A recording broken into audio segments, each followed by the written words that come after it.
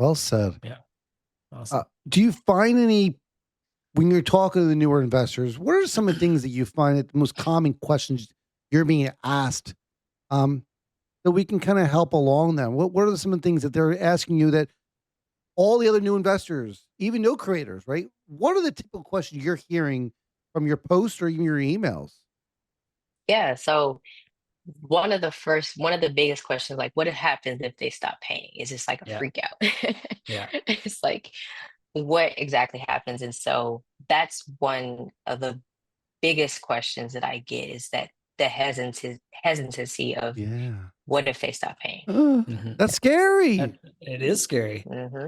because that's what you bought. You bought this payment Yep. stream. So then all of a sudden they're not paying. Then what? Yep. Then you deal with the Yep. scary attorney people and all that stuff, Yeah. right?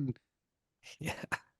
It, it, Yeah. Then you got Yep. to talk to an attorney. when you do tell these people what the next Mhm. steps are, is there something else that they ask in addition to that? Do you find them still frustrated, worried?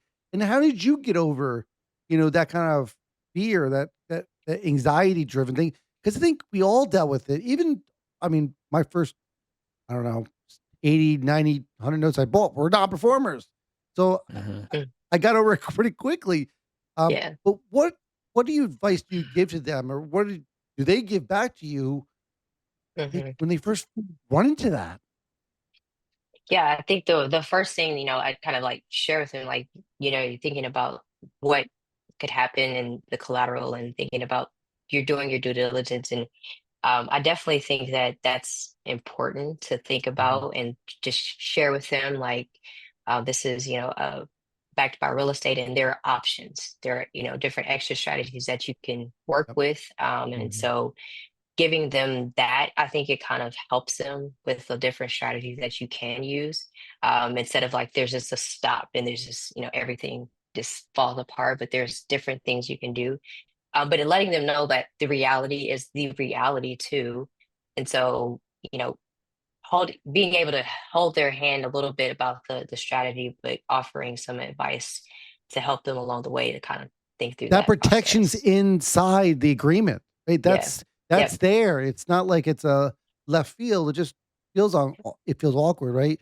You send a demand Hmm. letter, you file less penance, and you go through the process, and you learn the steps.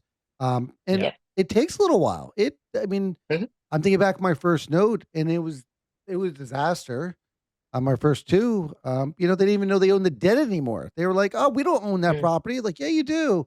And the second we couldn't find, and it was a disaster. We actually released that note, one of our first two notes we bought, but it was all Wild West.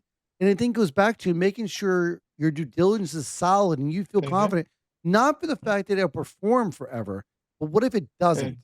Making sure Yep. you buy it with that thought process of not planning for the best, but you know, make sure you're making $1 if it goes bad, to quote another someone else came on our show, making sure you make something on it a little bit. And you're not, Hmm. just losing ton of money on it and making Yeah. sure the Look at your value is worst there. case scenario. If it's even if the worst case scenario you're okay, then that's a good Yes. deal.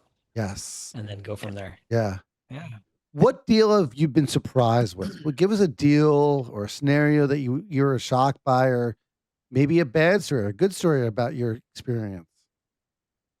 Yeah, so I think one of the surprising things I'll share is that going back to like the documentation and paperwork is like I was looking at a chain of assignment. I was buying a note, a mortgage note, and Wells Fargo forgot to sign a chain, you know, sign the Ah, assignment, and it was okay. probably 4 or 5 years before it got assigned. It's like, oh, okay, so a big bank can mess up. So you have to do your due diligence. You can't expect these, anything can happen. So it was resolved, pretty quickly.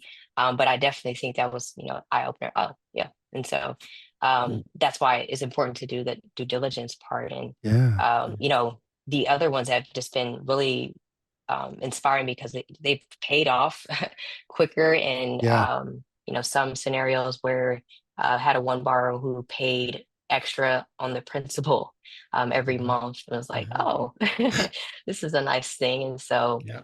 I like um, that.